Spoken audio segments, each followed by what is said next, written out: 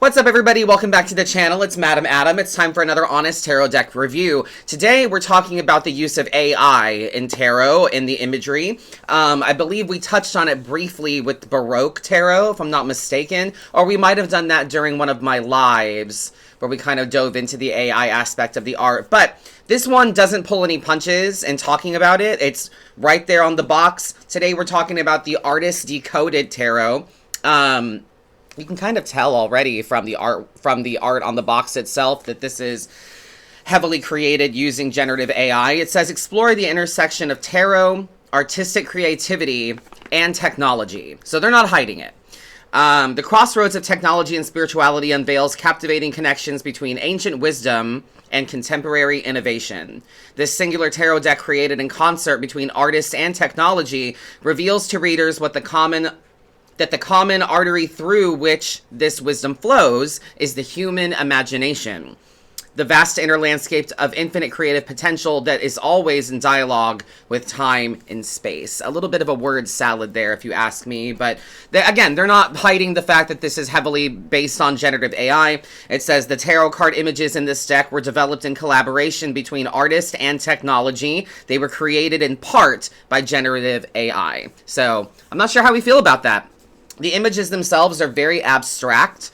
They remind me of a series that I did on TikTok for a little while. I didn't do all 78 cards, but I did do tarot drawn by AI, where all I did was type into an AI generator the name of the card, like Four of Pentacles, and we just saw what came up and what AI thought that would look like. I didn't signify that it needed to be a tarot card or anything. I literally just put the title of what the card was supposed to be and let AI kind of create whatever it thought that looked like. And I do want to say I understand how damaging AI art can be to the art community. It's just for the sake of reviewing this deck that we're going to talk about it. And feel free to put in your thoughts in the comments on your thoughts on the use of AI in art or in tarot, and how that might affect your read or whether or not you connect to a deck. But the deck is quite large, actually. It's a chonky boy. It's a biggie. You know, the cards are very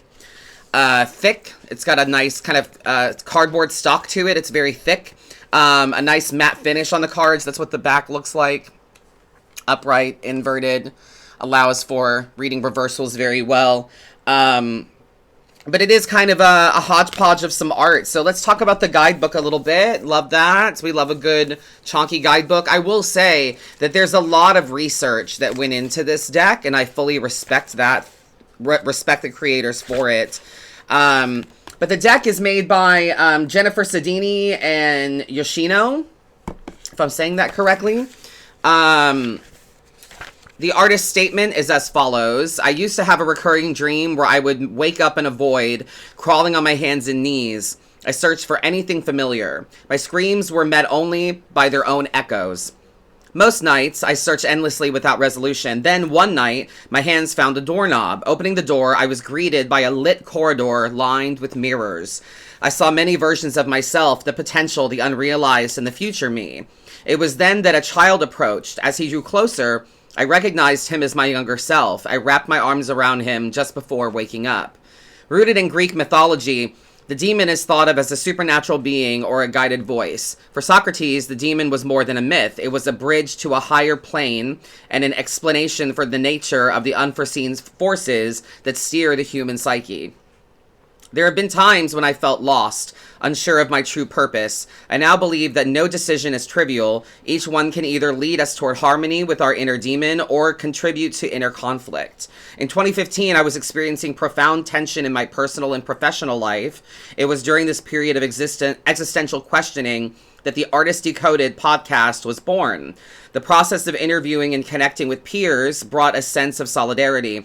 Building Artist Decoded has taught me that solitude cannot nurture growth the way genuine human connections can, drawing us closer to a sense of wholeness.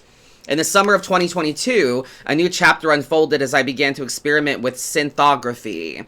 I was soon reminded of Marshall McLuhan's assertion that the medium is the message. I probably butchered that name, I apologize.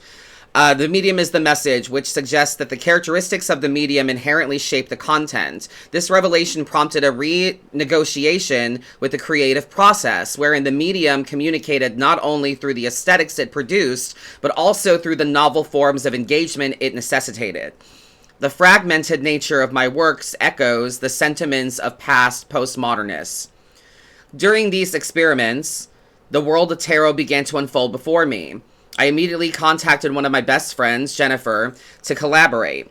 This was not just about creating art, but about creating a dialogue with the medium, with the symbols, and with each other. From start to finish, everything about this project has been profoundly transformative. Jen and I have learned so much from each other, and our friendship has grown immensely, reinforcing the notion that art is never an isolated event, but a dynamic exchange, ever evolving with each shared experience and dialogue entered into.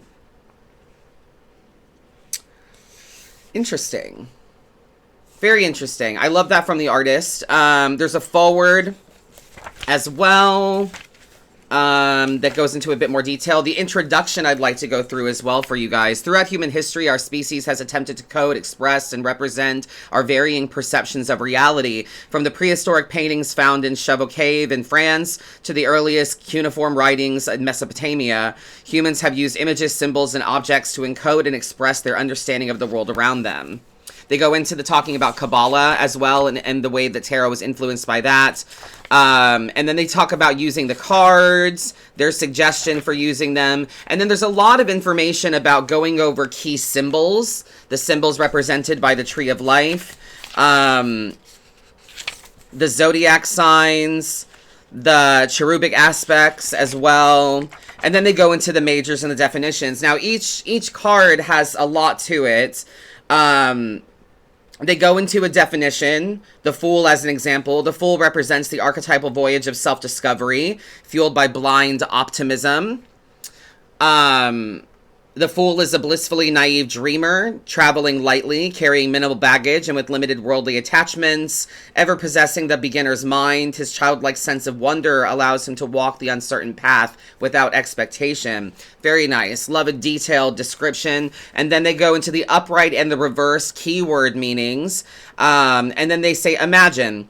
Reveal what is hidden by exploring stream of consciousness writing. Set a 10-minute timer and write down your thoughts as they come without filtering or editing them. So they go into some exercises for each card as well, which I think is really lovely.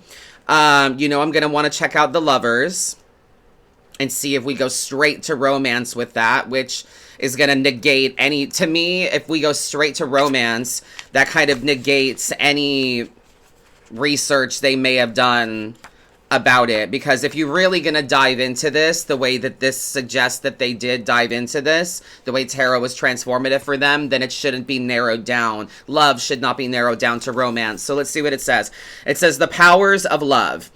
This card encourages embracing love, passion, and authenticity in relationships, as well as exploring the balance between emotions and reason. Very nice. The Lovers are an artful mirror of divine unity and can symbolize the alchemical union of complementary opposites. Very good. I love that.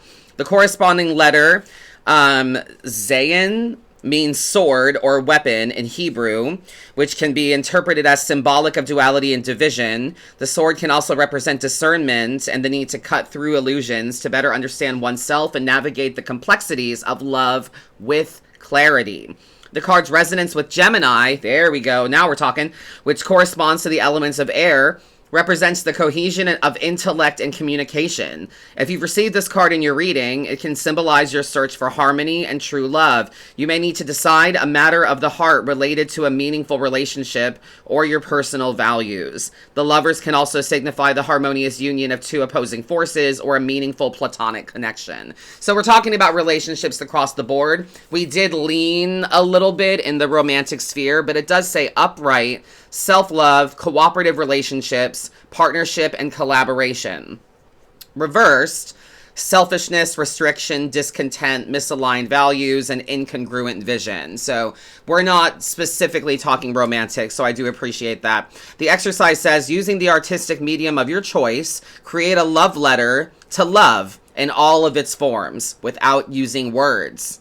And then they say, need inspiration, consider the following works: The Two Fridas by Frida Kahlo, The Kiss by Gustav Klimt, Vignette number 225 by Carrie James Marshall, and some others. So they give you art to reference and to look through and to be inspired by for the exercise that they suggest. I love that, honestly. Create a love letter to love without using words. Interesting. How would you convey that? What would you draw? What would you do?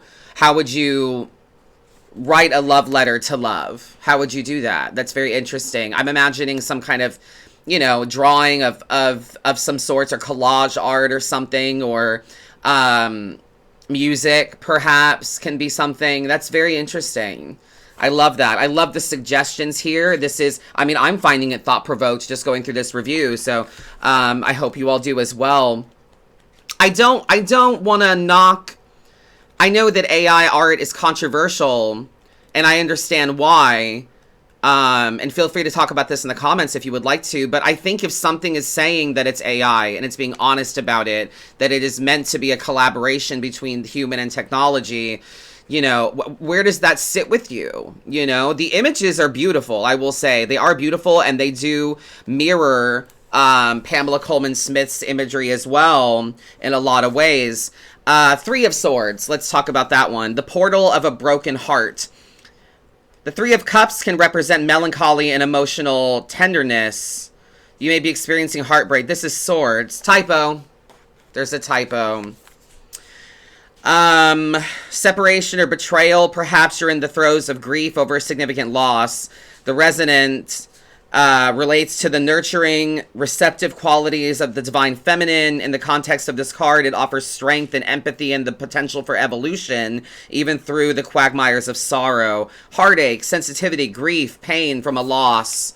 Reversed is transmuting pain, healing through forgiveness, releasing the past. I'm getting a lot of word salad from these descriptions. The Three of Swords will appear in a reading to remind you that sadness is transitory, and suffering is linked to the human experience.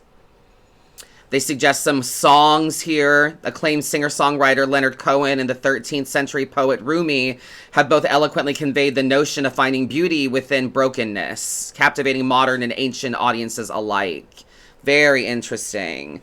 So I will say, yeah, I think the deck is interesting. I'll show you guys some of the artwork before you look at the whole deck yourself, but here's the Queen of Cups as an example. It is a bit abstract and to me, very obviously AI generated, but they're not hiding that. Yeah, here's the Hanged Man. Without this here, I wouldn't see that. Without the representation of there being a head and an arm, somehow you can see also, like, this might be the leg that's bent in the Pamela Coleman imagery. So yeah, I'm not sure how I feel about this deck. I'm not sure that it's one that I would use very often, if at all. It is big, so shuffling is fine, I guess. I can shuffle it fine. Let's see what we've got. Let's pull a couple cards here and go off of the images, and we'll also refer to the book. Let's see here.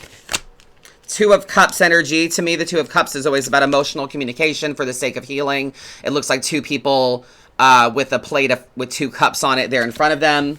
So to me, this is a deck about communicating honestly. Having vulnerable conversations with yourself, perhaps.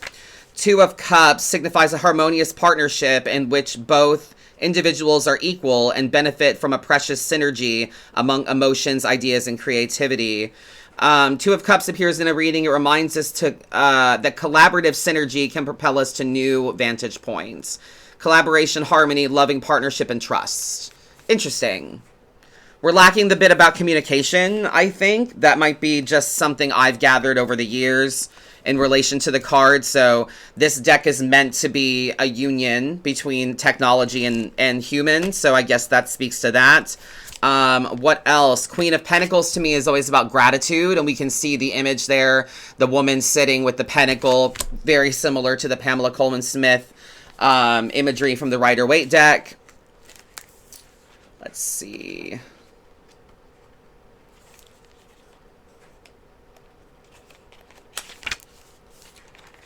Page, Knight, Queen. Embodies the essence of abundance and stability, symbolizing material well-being and the nurturing, grounded presence. Her energy combines intuitive wisdom and deep empathy with a practical, down-to-earth approach. So, in a nutshell, gratitude. So I so far agree with that. That's lovely. Fertility, sensuality, security, and abundance. I'm not sure what fertility and sensuality... Well, I guess fertility, the tangible abundance that you have around you. This card invites you to integrate qualities into your life, creating an abundant, balanced, and fulfilling existence that encompasses both material prosperity and emotional contentment. So I agree. I think that there's perhaps something to be planted here in this deck. Perhaps the idea is that you already have a lot of knowledge, and this is meant to kind of elaborate on that and provide greater insight that you should be grateful for moving forward. Nurturing relationships and yourself. Find ways to provide care, support, and stability to those around you while also taking care of your own well-being. Yeah, I like that a lot. That sounds lovely. And last but not least, a third card for us. The High Priestess. Excellent. There we have, see the two pillars represented there. So yeah, I mean, I guess you can see it is AI-generated art, but it is mixed with, you know, the Rider-Waite, Pamela Coleman Smith imagery. The High Priestess is one of my favorite cards. Let's talk about it. Initiation into the mysteries. The High Priestess represents profound spiritual knowledge, hidden truths, and the unconscious realm. This card encourages you to listen to your inner voice and trust the world's unseen. Absolutely. Perfection. Upright, intuitive gifts, prophecy, reconciling paradox and wisdom. The reversed is repressed emotions, doubt, division, and an inability to trust. Yeah, no, I think that aligns very well. The High Priestess will appear in a reading as a reminder of the power of your intuition and the insight that may be received through spelunking the caverns of the great mysteries and diving deep into the watery realms of the subconscious. Yes, absolutely. A warning of discernment, urging you not to wear your gifts of wisdom as a flashy garment, but instead as an embodied emanation of the divine.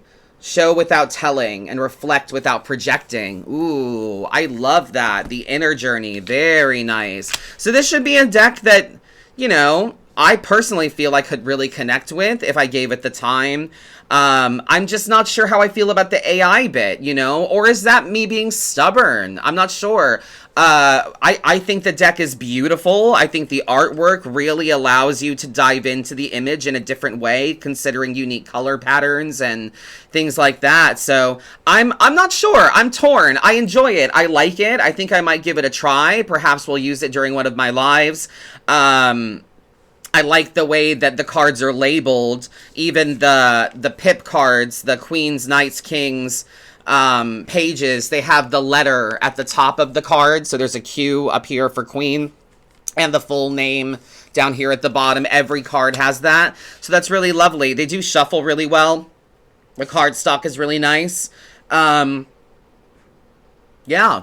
What do you think? Let me know in the comments. Let me know what you think about AI art specifically, or AI in relation to tarot, and what you think. I've always told people that having your chart done can be done by a computer. You just put in the information and it can do the calculations for you. But getting a reading is something that you should get from a person and not from a computer or from AI, because there's algorithms, and who knows if a certain tarot algorithm is meant to give out only positive readings or negative ones or whatever. So negative readings would be for like clickbait and rage bait and stuff like that. You know, people are often drawn to respond to the negative more than the positive. So I'm not not a fan of apps and things that do readings. I think that's something that you need to get from a human being, from a carbon-based life form. So someone that can actually interpret and understand and have the empathy that technology might not have. But when it comes to art and conveying the emotions that this deck is trying to convey,